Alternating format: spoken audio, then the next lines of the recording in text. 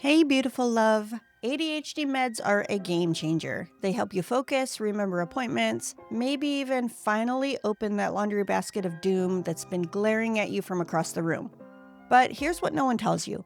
Sometimes the very meds that make your brain work the way the world wants it to make your body feel like it's gone offline. Desire drops, arousal lags, orgasm feels miles away. And suddenly you're lying there thinking, is it me? Is it the meds? Is my sex life broken? Spoiler alert, you are not broken. You're medicated, and today we're diving deep into how ADHD meds can impact your sex life, from libido to pleasure to presence, and what you can do about it without shame, blame, or panic Googling at. We're talking neurochemistry, we're talking practical strategies, and we're absolutely talking about why the medical establishment has been criminally silent about this connection. Let's get into it. Before we dive in, I need to be crystal clear about something. I'm a clinical sex therapist, not a prescribing physician or a psychiatrist. Everything we're discussing today is educational information to help you understand the intersection of ADHD medication and sexuality, but I cannot and will not give you specific medical advice about your medications. Any decisions about starting, stopping, adjusting, or changing ADHD medications need to happen in consultation with your prescribing healthcare provider. What I can offer you is insight into how these medications might be affecting your sexual experience, practical strategies for navigating those changes, and the language to advocate for yourself with your medical team. Think of this episode as giving you the knowledge and tools to have more informed conversations with the professionals who can actually adjust your prescriptions, because you deserve healthcare providers who take your sexual well-being as seriously as your focus and attention. All right, with that clarity, let's really get into it.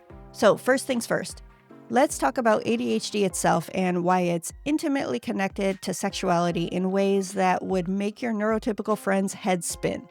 ADHD brains are wired for stimulation, novelty, and that sweet, sweet dopamine. That wiring, it doesn't clock out when you're naked. It plays a huge role in how you experience sex, how you respond to touch, how you initiate or don't, and how long your interest sticks around before your brain wanders off to plan dinner, solve climate change, or spiral about a text from 3 days ago. But here's where it gets really interesting from a neuroscience perspective. ADHD affects 3 key brain regions that are absolutely crucial for sexual function: the prefrontal cortex, the anterior cingulate cortex, and the limbic system. The prefrontal cortex, that's your executive function headquarters, manages attention, working memory, and impulse control. When it's underactive in ADHD brains, you might find yourself struggling to stay present during intimacy or getting distracted mid-kiss by the fact that you forgot to respond to your mom's text. The anterior cingulate cortex processes emotional regulation and motivation. When this area isn't firing optimally, you might notice that your sexual motivation feels inconsistent.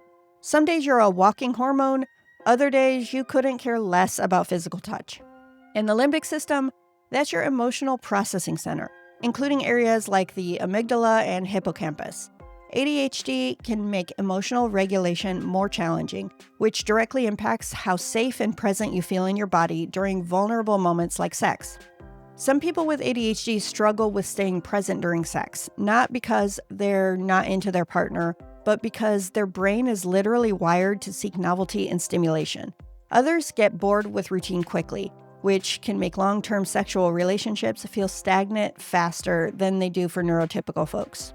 Then there's sensory processing. ADHD often comes with sensory sensitivities. That lovely massage oil that's supposed to be relaxing, it might feel overwhelming, sticky, or just wrong on your skin. The playlist that sets the mood for your partner might be too loud, too soft, or hitting frequencies that make your brain want to crawl out of your skull. And let's talk about hyperfocus, that lovely laser-sharp tunnel vision that can be a superpower and a curse. Sometimes it means you get so locked into a work project that you completely miss your partner's attempts at initiation. Other times, it means you hyper-focus during sex itself, but on the wrong things, like whether you're taking too long, whether you look weird from this angle, or whether that sound your partner just made means they're into it or just being polite. Here's my favorite metaphor for this. It's not that you're not into sex, it's that your brain has 47 tabs open, 3 Spotify playlists running, and a news article auto-playing in the background, and the Wi-Fi is glitching. Of course focus is hard. Of course arousal takes detours. Of course your body sometimes feels like it's operating on a different frequency than your mind. This isn't about disinterest. It's not about dysfunction. It's about having a beautifully complex, neurodivergent brain that processes the world differently, including the world of physical pleasure and intimate connection. Now, let's talk meds. And I mean really talk about them. Not the sanitized version you get from pharmaceutical pamphlets, but the full picture of what's happening in your body and your brain. Most ADHD medications fall into 2 categories, stimulants and non-stimulants. The stimulants are like Ritalin and Concerta, and amphetamines, Adderall, Vyvanse are the most commonly prescribed ones. They work by blocking the reuptake of dopamine and norepinephrine in your brain, essentially increasing the availability of these neurotransmitters in your synapses. Non-stimulants like Strattera work differently. They're selective norepinephrine reuptake inhibitors. Think of them like SSRIs for attention instead of mood. Here's where it gets fascinating and frustrating. Dopamine isn't just the focus neurotransmitter. It's also the wanting neurotransmitter. It's what drives motivation, reward-seeking behavior, and yes, sexual desire. When you regulate dopamine to improve focus and attention, you're also potentially regulating the neurochemical drive that makes you think, hey, sex sounds really appealing right now. Studies show that up to 70% of people taking ADHD stimulants experience some degree of sexual side effects. Let me say that again, 70%. That's not a small subset of unlucky individuals. That's the majority. And yet, how often does your prescribing physician mention this? How often is it included in the informed consent conversation? The most common sexual side effects include decreased libido. That spontaneous I want sex feeling becomes less frequent or intense. This happens because the dopamine regulation that helps you focus also dampens the reward anticipation that typically drives sexual motivation. A delayed or absent orgasm. Stimulants can increase the threshold for climax, making it take longer to reach orgasm or making orgasm feel less intense when you do reach it. Some people find they can't reach orgasm at all on certain medications. Reduced genital sensitivity. The same mechanisms that can reduce emotional reactivity, often seen as a positive side effect for emotional regulation, can also reduce physical sensitivity, making touch feel less pleasurable or arousing. Erectile dysfunction in penis owners. Stimulants can affect blood flow and the parasympathetic nervous system responses needed for erection. Vaginal dryness in vulva owners.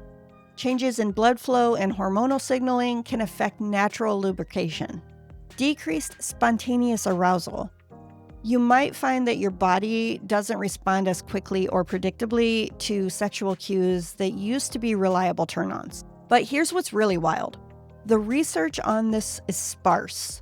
Most clinical trials for ADHD medications don't specifically study sexual function as a primary outcome. When they do collect this data, it's often through self-reporting questionnaires that are administered weeks or months after starting the medication, when people have already adapted to thinking of decreased libido as normal. There's also a gender bias in this research. Most studies focus on erectile function in men because that's easier to measure and quantify. The impact on vulva owners, changes in arousal patterns, lubrication sensitivity, and the complex interplay between psychological and physical arousal gets much less attention. And don't even get me started on how this research completely ignores non-binary and gender-diverse folks, or how it fails to account for the fact that sexuality isn't just about genital function, it's about desire, connection, pleasure, and embodiment. Now, here's where I need to get a little activist with you, because the silence around this issue isn't just an oversight, it's a form of medical violence.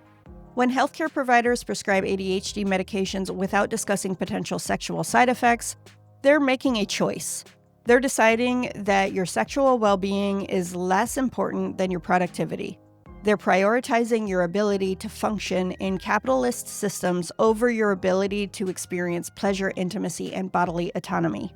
This silence is particularly violent for people who are already marginalized.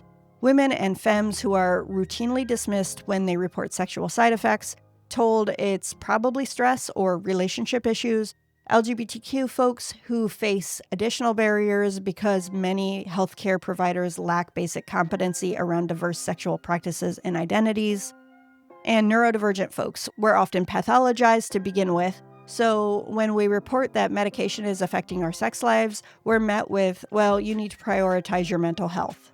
As if sexual health isn't mental health, as if pleasure isn't healthcare, as if the ability to feel desire and experience arousal isn't fundamental to well-being.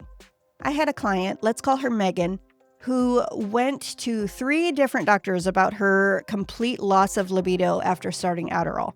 The first doctor told her it was probably just getting older. She was 28. The second suggested couples therapy.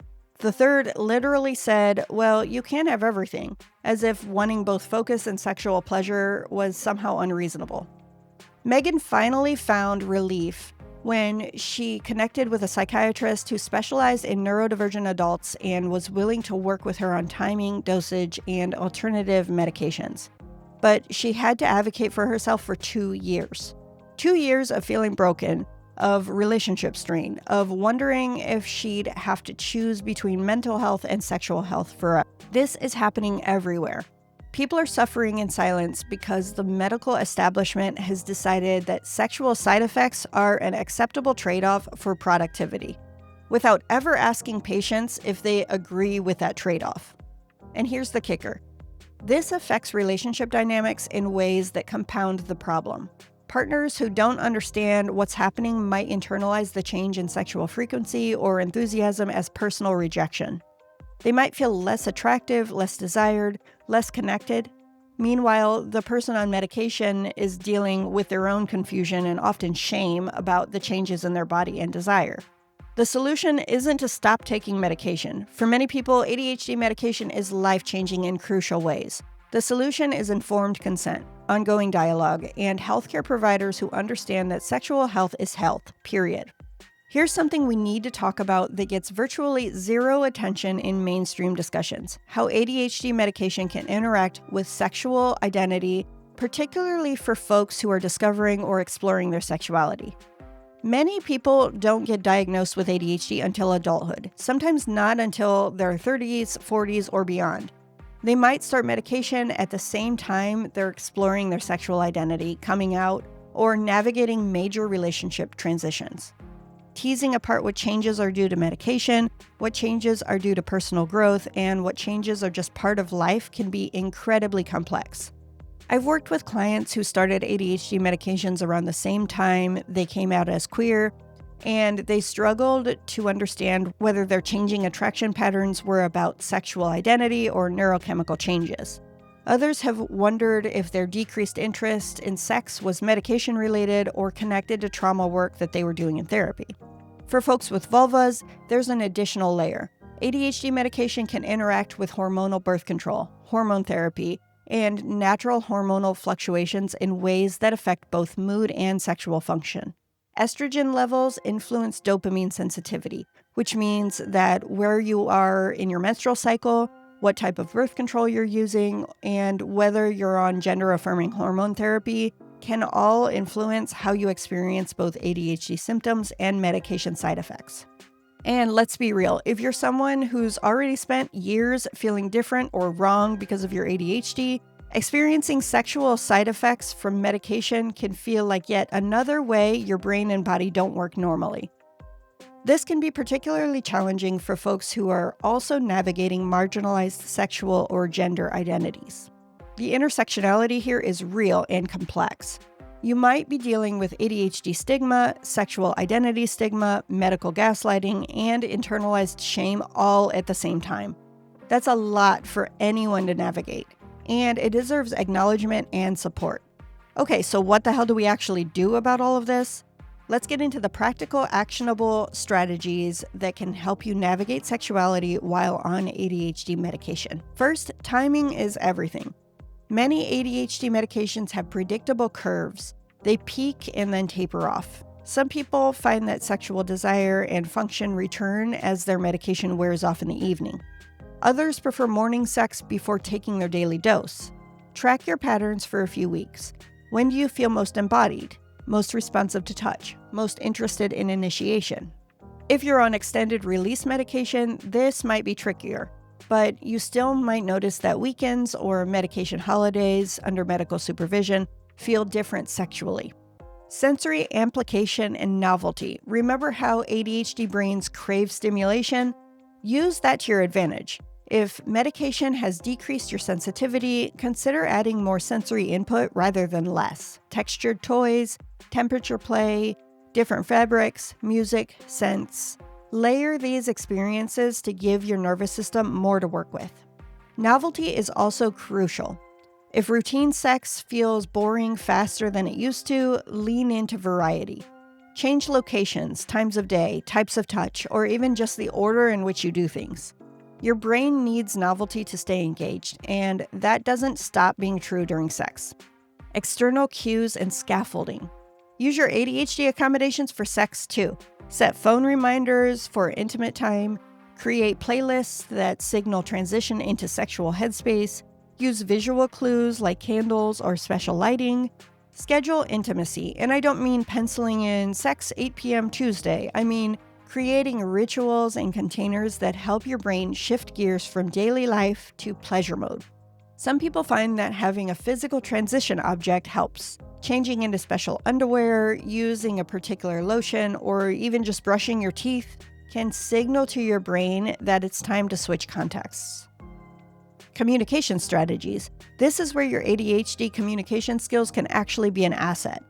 You're probably already used to explaining how your brain works to partners, friends, and coworkers. Extend that skill to sexual communication. Try something like, hey, I've noticed that since starting this medication, my body responds differently to touch. It's not about you or my attraction to you. It's neurochemical. Can we experiment with some times that might work better for my current brain chemistry? Be specific about what you need. I need more time to warm up, or I respond better to firmer touch now. My mind wanders more easily, so verbal check-ins help me. Mindfulness and presence practices. I know. Telling someone with ADHD to be more mindful can feel like telling someone with depression to just think positive, but hear me out. The goal isn't to eliminate all distractions or achieve some Zen state of perfect presence. The goal is to practice noticing when your mind wanders and gently bringing attention back to physical sensations without judgment. Some strategies that work well for ADHD brains are counting breaths during foreplay, it gives your mind something to focus on, or narrating sensations out loud, that feels warm, I can feel tingling here, or using music with a strong beat to anchor attention, or focusing on one specific sensation at a time rather than trying to take in everything all at once. Medication timing experiments. Work with your healthcare provider to explore options. Some people benefit from taking weekend breaks from medication if your life circumstances allow. Others find that splitting daily doses or switching to shorter acting formulations give them more flexibility. Some folks experiment with taking medication after morning intimacy or timing doses so that they're wearing off during their preferred time for sex. This requires medical supervision and isn't right for everyone, but it's worth discussing as an option. Supplementation and lifestyle factors. While I can't give medical advice, there's research suggesting that certain supplements might help mitigate sexual side effects of ADHD medication.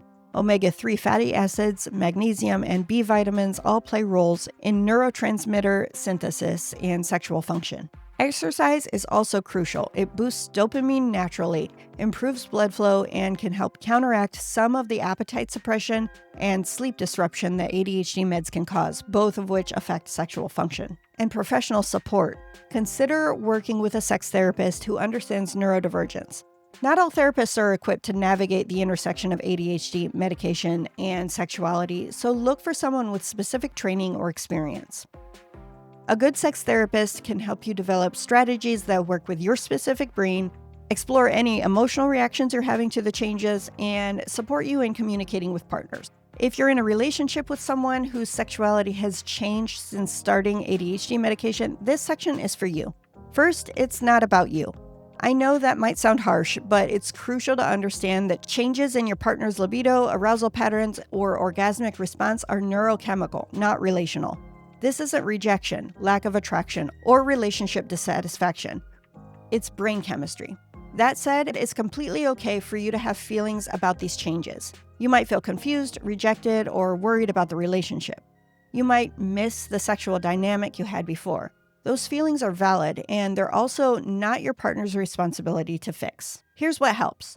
Ask questions from genuine curiosity, not from a place of taking things personally. Offer to experiment with new approaches without making your partner feel pressured to fix things. Remember that sexuality is about so much more than frequency. Focus on connection, pleasure, and intimacy in whatever forms work. Educate yourself about ADHD and medication side effects so your partner doesn't have to manage your emotional reaction on top of their own experience. Be patient with the process of figuring out what works now, what doesn't help, making comments about how things used to be, suggesting they stop taking medication without understanding the full impact of that choice, personalizing their experience or making it about your desirability, pressuring them to try harder or just relax, comparing your relationship to other couples. Remember, your partner is navigating a significant change in their neurobiology. The most helpful thing you can do is be a supportive teammate in figuring out how to adapt rather than another source of pressure or expectation. Let's talk about when to involve healthcare providers in this conversation and how to advocate for yourself effectively. You should definitely discuss sexual side effects with your prescribing physician if you've completely lost interest in sex and this is distressing to you. You're unable to reach orgasm at all when you could before. Physical symptoms like erectile dysfunction or severe vaginal dryness are affecting your comfort. The changes are causing significant relationship stress. You're considering stopping medication primarily because of sexual side effects. So how to have this conversation? Be direct and specific. Don't minimize or euphemize.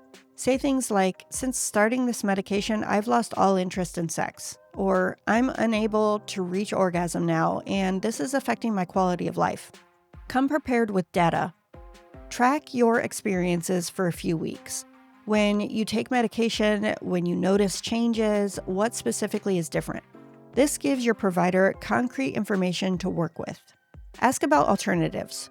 There are different classes of ADHD medications, different dosing schedules, and different approaches that might work better for your specific situation. Don't accept dismissive responses. If a provider tells you this is just something you have to live with, ask for a referral to someone who specializes in medication management for neurodivergent adults. Here are some alternative medication options to discuss. Non-stimulant medications like Strattera or Wellbutrin. These work differently and may have fewer sexual side effects. Different stimulant formulations. Some people respond better to an immediate release versus an extended release. Dosing adjustments. Sometimes a lower dose provides sufficient ADHD management with fewer side effects. Drug holidays or structured breaks. For some people, periodic breaks from medication under medical supervision can help reset sexual function. Before we move towards wrapping up, I want to invite you into a moment of reflection. Not the toxic positivity kind where I tell you to just be grateful for what you have, but the real kind where we pause and notice what's actually happening in your body and mind right now. Take a breath and ask yourself, what resonates most from what we've talked about today? What feels most true to your experience? When you think about your sexuality over the past few months, what patterns do you notice? When do you feel most embodied and present? When do you feel most disconnected? What's the one thing you'd like to experiment with this week, not as a fix, but as a curious exploration? What support do you need? From partners, from healthcare providers, from yourself? How can you hold both the reality that medication might be affecting your sexuality and the reality that you deserve pleasure, connection, and sexual well-being? Notice what comes up without trying to change it or fix it. Just witness your own experience with compassion. Here's what I want you to remember as we close. ADHD medication doesn't make you broken. It shifts the landscape of your neurobiology, and when that landscape shifts, everything else, including sexuality, needs to adapt. That adaptation takes time, experimentation, and a whole lot of self-compassion. You are not required to choose between mental health and sexual health. You are not being difficult or high maintenance for wanting both focus and pleasure. You are not asking for too much when you expect your healthcare providers to take your sexual well-being seriously. The silence around this issue is a form of oppression, but you don't have to suffer in that silence. You can talk about it. You can advocate for yourself. You can experiment and explore and refuse to accept that sexual side effects are just the price you have to pay for neurodivergent healthcare. Your sexuality is not secondary to your productivity. Your pleasure matters. Your embodied experience matters. And you deserve support, understanding, and resources as you navigate this intersection. If today's episode gave you some clarity, some validation, or just made you feel less alone in this experience, please subscribe to Untamed Ember wherever you get your podcasts. Share this episode with anyone who might need to hear it, because the more we talk about this, the less power shame and silence have over us. And join my free newsletter at untamedember.kit.com for weekly deep dives into sex, relationships, and neurodivergent embodiment. I share resources, research, and real talk that you won't find anywhere else. Because your sex life deserves science, not shame, advocacy, not acceptance of that's just how it is, and a whole lot of curiosity about what's possible when we refuse to settle for less than we deserve. See you next time, love, and keep asking the hard questions, keep demanding better, and keep being beautifully, unapologetically you.